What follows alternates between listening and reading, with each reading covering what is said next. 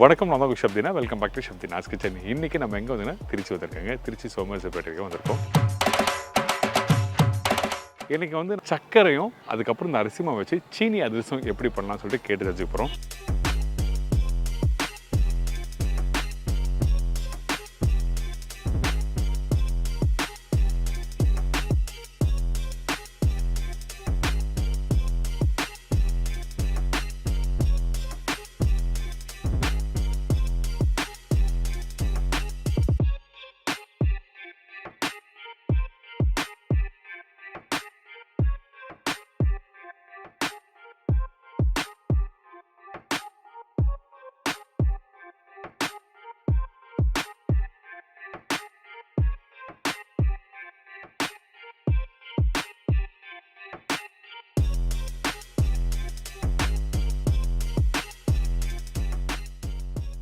இந்த சீனி அதிரசம் பண்ணும்போது அந்த சக்கரை பாவு எப்படி எடுக்கிறது, அந்த சக்கரை பாவு எடுக்கும்போது பர்டிகுலராக பார்த்தீங்கன்னா தண்ணியில் போட்டு நம்ம பார்க்க மாதிரி அது உருண்டு வரும், கண்ணாடி மாதிரி வரும். கண்ணாடி வரும். கரெக்டான பக்குவத்தில் எப்படி அரிசி மாவு போட்டு மிக்ஸ் பண்ணி அது எவ்வளோ நேரம் ஊற வச்சு அதுக்கப்புறம் தட்டி எடுத்தால் அதிரசம் பண்ண முடியும்னு சொல்லிட்டு நம்ம கேட்டு தெரிஞ்சுக்க போகிறோம். வாங்க திருமதி தங்கம் மாமி மீட் பண்ணலாம். வணக்கம் மாமி. வணக்கம். எப்படி இருக்கீங்க? நல்லா இருக்கும். ரொம்ப சந்தோஷம். நிறைய பேர் வந்து இந்த சீனி அதிரசம் எப்படி பண்ணுறது சொல்லி நிறைய பேர் கேட்டிருக்காங்க.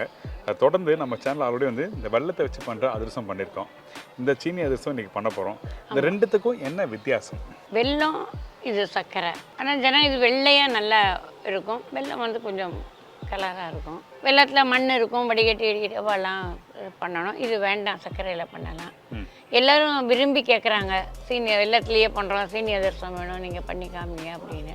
இப்போ கோடை விடுமுறையாக இருக்குது, நம்ம பண்ணி காமிச்சோம்னா அவள் கொஞ்சம் கொஞ்சம் வீட்டில் ட்ரை பண்ணி கற்றுக்கிறதுக்கு வசதியாக இருக்கும். அதனால் இந்த தரம் நம்ம சீனி அதிரசம் பண்ணலான்னு. சரி, ஓகே. இதில் பர்டிகுலராக பண்ணும்போது வந்து அந்த சீனி அந்த காசுற பக்குவம் சக்கரை பாவு எடுக்கிறோம்ல, அதுவும் இந்த வெள்ளம் காசுற பக்குவமும் ரெண்டு ஒன்று தான். எல்லாம் ஒரே பாகு தான், ஆனால் சர்க்கரை சீக்கிரம் காஞ்சிரும். சரி. வெள்ளம் காய கொஞ்சம் நேரம் ஆகும், சர்க்கரை நம்ம உடனே காஞ்சிரும். ஸோ அதனால் நம்ம என்ன பண்ணோம், அதை நம்ம பாகு பார்க்க சொல்லி கொடுக்குறோம். இப்போ நம்ம வச்சு காமிக்க போகிறோம். சரி, ஓகே. அந்த அளவு பண்ணையா போகிறோம். ஓகே. வெள்ளத்தில் பண்ணுற அதிரசம் எப்படி வச்சு சாப்பிட்றோமோ அதே மாதிரி இதுவும் வச்சு சர்க்கரையில் வச்சு பண்ணுறது வச்சு சாப்பிடலாம். இதுவும் வச்சு சாப்பிடலாம், நல்லாவும் இருக்கும். இது வெள்ளை வெளியேறுன்னு இருக்கும். ஓகே, பண்ண போகலாமா? பண்ண போகலாம். ஓகே.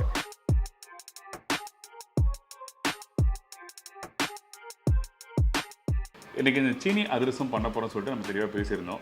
இந்த சீனி அதிரசம் பண்ணும்போது ஃபஸ்ட்டு நம்ம என்ன பண்ண போகிறோம்? ஃபஸ்ட்டு நம்ம வந்து அரிசி வந்து மாவு பச்சை அரிசி எடுத்துருக்கோம், அரிசி ஊற வைக்க போகிறோம். அப்புறம் சர்க்கரை பாகு காய்ச்சி நம்ம அதில் பாகில் வந்து போட்டு கலக்க போகிறோம். சரி, ஓகே. கலந்து நம்ம பண்ணி காமிக்க போகிறோம். சரி, ஓகே. இப்போ இந்த அதிரசம் பண்ணுறதுக்கு முன்னாடி தேவையான பொருட்கள் என்ன பார்த்தலாமா? பார்க்கலாம். 1 கிலோ பச்சரிசி, 700 கிராம் சர்க்கரை, சீனி, ஒரு 5 கிராம் ஏலக்காய் தூள் வாசனைக்கு, அதுக்கப்புறம் தேவையான அளவு எண்ணெய், நெய் ஒரு பவுல் எடுத்துருக்கோம். ஸோ இதுதான் இந்த ரெசிபிக்கு தேவையான பொருட்கள். ஃபர்ஸ்ட் நம்ம சீனி காசப்படுறோம், ரைட்டுங்களா? ஆமாம். முதல்ல வந்து சட்டி வெறும் சட்டியாக இருக்குது, சட்டிக்கு நம்ம தண்ணி ஊற்றிக்கிறோம். சரி, ஓகே. கொஞ்சமாக இந்த தண்ணி ஊற்றுற அளவு என்ன? சர்க்கரை நனையணும். ஓகே. இப்போ இதில் சர்க்கரை போட்டோம்னா சர்க்கரை முழுகி இருக்கணும், அதுதான் பாகுடைய அளவு. ஓகே. அதாவது எந்த அளவுக்கு சர்க்கரை போடுறோமோ அந்த அளவுக்கு தண்ணி ஊற்றி நம்ம பாவு எடுக்கலாம். ஆமாம். சரி, ஓகே. ஃபர்ஸ்ட் தண்ணி ஊற்றிருக்கோம், அதுக்கப்புறம் நம்ம இப்போ வந்து நம்ம வந்து 700 கிராம் இடவைக்கு சர்க்கரை எடுத்து வச்சுருக்கோம். 1 கிலோ பச்சை அரிசி. ஆமாம், 700 கிராம், 3/4 கிலோவுக்கு 50 கிராம் கம்மி. சரி, ஓகே. சீனி போடலாமா? இப்போ சீனியை போடுறோம். சர்க்கரை நனைஞ்சிருக்கு, சர்க்கரை நல்லா இதுக்குள்ளே இருக்குது, இதான் அளவு, தண்ணி அளவு. ஓகே. இப்போது இந்த இடத்துல வந்து நம்ம வந்து அந்த சீனி போட்ட பிறகு அந்த பாவு வந்து என்ன மாதிரி பக்குவத்தில் இருக்கணும்? அதாவது இந்த தக்காளி பதம், 1 கம்பி பதம், 2 கம்பி பதம் அப்படிலாம் சொல்லுவாங்கல்ல. ஸோ அதே மாதிரி இந்த சீனி பாவுக்கு வந்து என்ன பக்குவம் எடுத்துக்கணும்? தண்ணியில் போட்டு நம்ம பார்க்க மாதிரி அது உருண்டு வரும், கண்ணாடி மாதிரி வரும். கண்ணாடி மாதிரி வரும். இந்த தக்காளி பதம் சொல்லுவாங்கல்ல, தக்காளி பதம்னு சொல்லலாம். நம்ம அதை எடுத்தாலே தெரியும் நமக்கு சாஃப்டாக. ஆமாம், ஆனால் கொஞ்சம் விட்டுட்டோம்னா சர்க்கரை ஆகிடும். ஓகே. இதில் அதெல்லாம் ஜாக்கிரதையாக நம்ம பார்ப்போம் அந்த விஷயத்தை. சரி, ஓகே.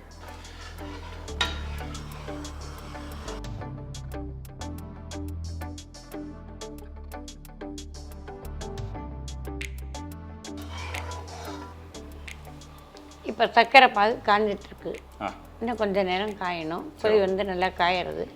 அதுக்குள்ளே இப்போ நம்ம பண்ணி வச்சிருக்கிற மாவை உங்களுக்கு நான் காமிக்கிறேன். 1 கிலோ இது ஈர அரிசி மாவு. ஓகே. ஈர அரிசி மாவு. ஈர அரிசி மாவு. இது என்ன பண்ணுற ஃபர்ஸ்ட் ப்ராசஸ் என்ன? நம்ம இதை வந்து பச்சரிசி ஊற வைக்கிறோம். 1 கிலோ அரிசி ஊற வைக்கிறோம். அது என்ன பச்சரிசி பர்டிகுலர் நம்ம யூஸ் பண்ணுறது? மாவு பச்சை. மாவு பச்சை. ஓகே. கடையில் வாங்கும்போது நம்ம கேட்டு தான் வாங்கணும். மாவு பச்சைன்னாலே கொடுப்பாங்க. சரி, ஓகே. வாங்கி அதை 4 மணி நேரம் நல்லா ஊற வைக்கணும். சரி. போட்டு உடனே நம்ம எடுக்க கூடாது. அதிரசத்துக்கு நல்ல அரிசி வந்து ஊறணும். சரி. ஊறினா தான் மாவும் நமக்கு காணும், அதுக்குண்டான பதமும் நமக்கு கிடைக்கும். சரி, ஓகே. அது மாதிரி நம்ம இப்போ வச்சுருக்கோம். மாவு ஈரமாகவே அரைச்சின்னு வந்து வச்சுருக்கோம். இந்த மாவு வந்து நல்லா 4 மணி நேரம் ஊற வைக்கிறோம். அதுக்கு பிறகு காய வைக்கிறோமா? காயெல்லாம் வைக்க மாட்டோம், வைக்கிறது இல்லை. நாங்கள் வடிகட்டிட்டு தண்ணியை வடிகட்டிட்டு உடனே மிஷினில் போட்டுருவோம். ஓகே. இந்த இடத்துல இந்த மாவு வந்து ட்ரை ஆயிடுச்சுன்னா என்ன ஆகும்? ட்ரை ஆனால் வராது. ட்ரை ஆகக்கூட ஈர மாவு தான் வரும் உங்களுக்கு. நல்லா ட்ரை ஆனால் காஞ்சி போன மாதிரி ஆகிடும். ஓரம் விரிசல் கொடுக்கும். நீங்கள் அதிரசம் போடுவோம், ஓரம் எல்லாம் விரிசல் விட்டுட்டே வரும், நல்லா இருக்காது. ஓகே. இந்த விஷயம் எதுக்காக கேட்குறேன்னா, பர்டிகுலராக நீங்கள் வீட்டில் பண்ணும்போது நீங்கள் அந்த ஈர மாவு தான் யூஸ் பண்ணணும். இந்த மாதிரி விஷயம் தெரியாமல் நீங்கள் வீட்டில் பண்ணிட்டீங்கன்னா உங்களுக்கு ரொம்ப கஷ்டமாக இருக்கும். அதனால தான் இந்த மாதிரி சின்ன சின்ன விஷயமா இருந்தாலும் கேட்குறேன். ஸோ இது மாதிரி கேட்கும்போது உங்களுக்கும் வீட்டில் பண்ணும்போது அவேர்னஸ் கிடைக்கும். ஸோ அதனால் வீட்டில் பண்ணும்போது கரெக்டாக ஊற வச்சு 4 மணி நேரம், ரைட்டுங்களா? ஆமாம், 4 மணி நேரம் நல்ல 4 மணி நேரம் ஊறணும். ஊற வச்சு நல்லா கழனி பிடிஞ்சி தண்ணியை நல்லா ஒட்டை இருத்துட்டு நம்ம மிஷினில் கொடுத்து காய வைக்கணும், வடிகட்டணும், துணியில் போடணுங்கிறதுலாம் இல்லை. நாங்கள்லாம் போடுறது இல்லை அப்படி. சரி, ஓகே. நல்ல விஷயம்.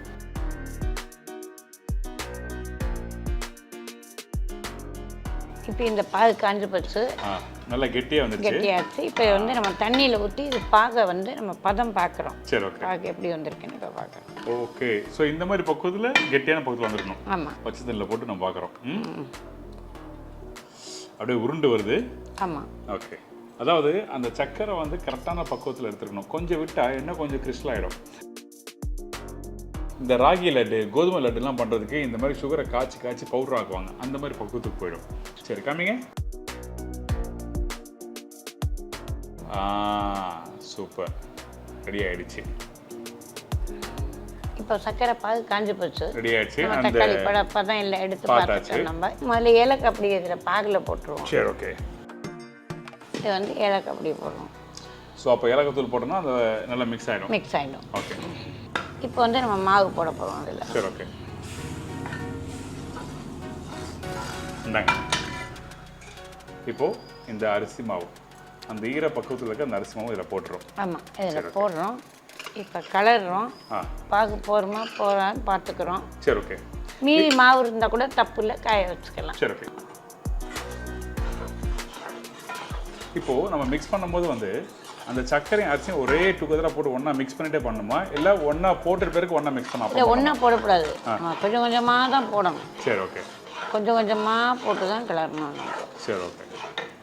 இப்போ திருப்பியும் அந்த அரிசி மாவு. ஆமாம், திருப்பி நம்ம தேவைப்படுறது நம்ம போடணும். சரி, ஓகே. ஆனால் இந்த மாதிரி அதிரசம் பண்ணுறதுலாம் கொஞ்சம் காம்ப்ளிகேட்டான விஷயம். ஒரு 2 முன்னாடி பழகிட்டுனா ஈஸியாக இருக்கும், ரைட்டுங்களா? கொஞ்சம் கவனம் வேணும், அவ்வளோதான், வேறு ஒன்றும் இல்லை.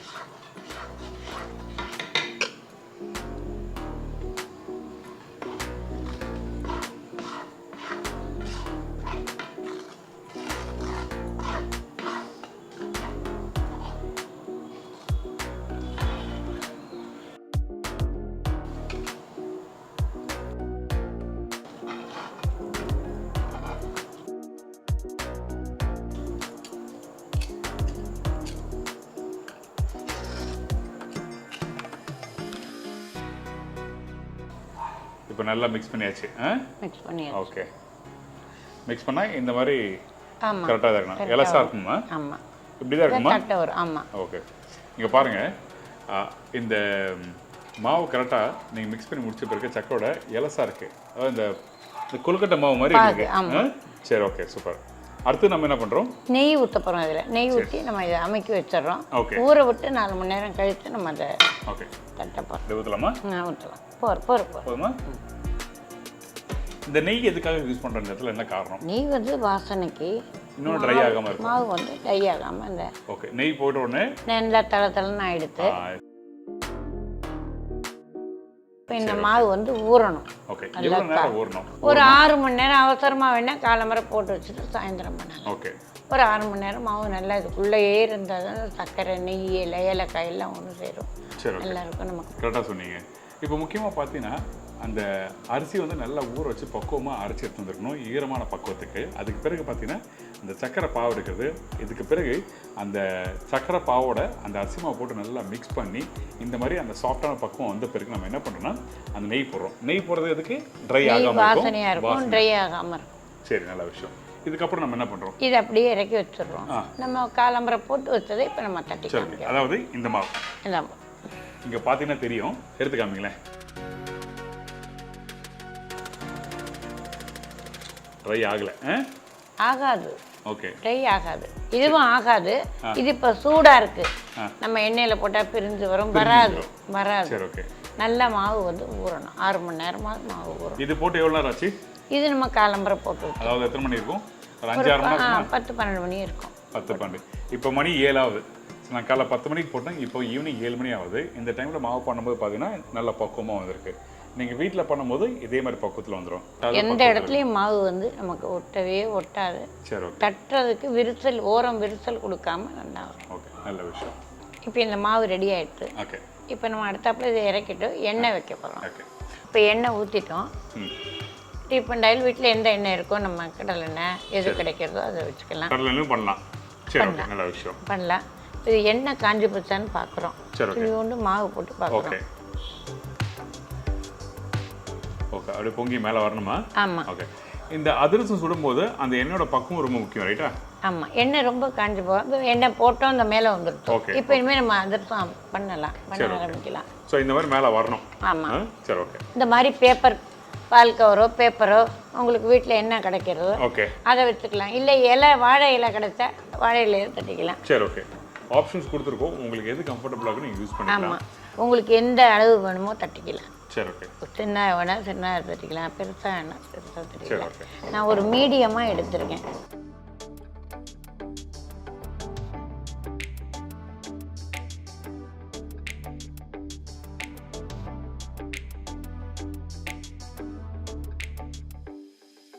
எதுக்காக இந்த உள்ளங்கை வச்சு தட்டுறீங்க? என்ன காரணம்? சமமாக வரும்.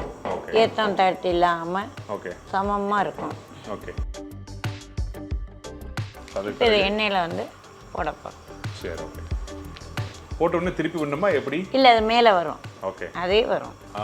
பூரி மாதிரி நல்லா பொங்குது பார்த்தீங்களா? சூப்பராக இருக்குது. நீங்கள் வீட்டில் அந்த பூரி போடும்போது பொங்கி வரும் பார்த்தீங்கன்னா, அதே மாதிரி பக்கத்தில் சூப்பராக வந்திருக்கு.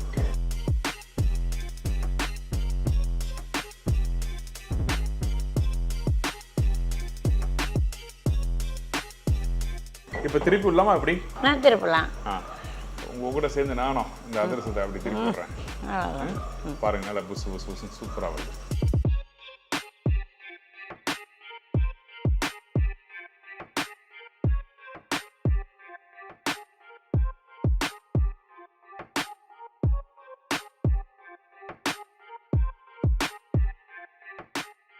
எடுத்துடலாம். ஓகே.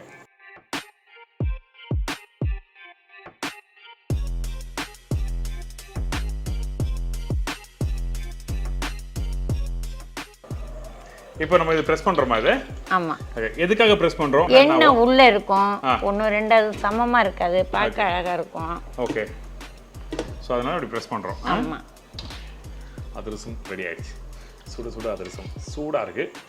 அப்பா, அருமை அருமை.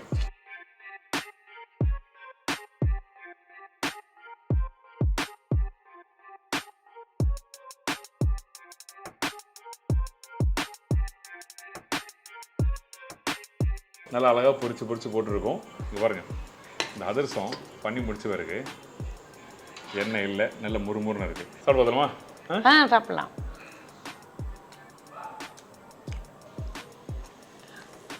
சுபா, அந்த சக்கரோட தன்மை, அந்த ஏலக்காய் தூள், அந்த நெய்யோட ஃப்ளேவர், முக்கியமாக இந்த அதிரசம் சாப்பிடும்போது அந்த மேலே நல்லா கிறிஸ்பியாக முறுமுறுன்னு இருக்குது, உள்ளே நல்லா வெந்திருக்கு, சாஃப்டாகவும் இருக்குது, சூப்பராக வந்திருக்கு. அந்த அளவுக்கு ஃபேண்டாஸ்டிக்காக வந்திருக்கு. இப்போ வந்து சம்மர் சீசன், எல்லாரும் வீட்டில் இருப்பா, சும்மா ஒரு டம்ளர் போட்டு பார்க்கலாமே, ட்ரை பண்ணி பார்க்கலாம். ஓகே.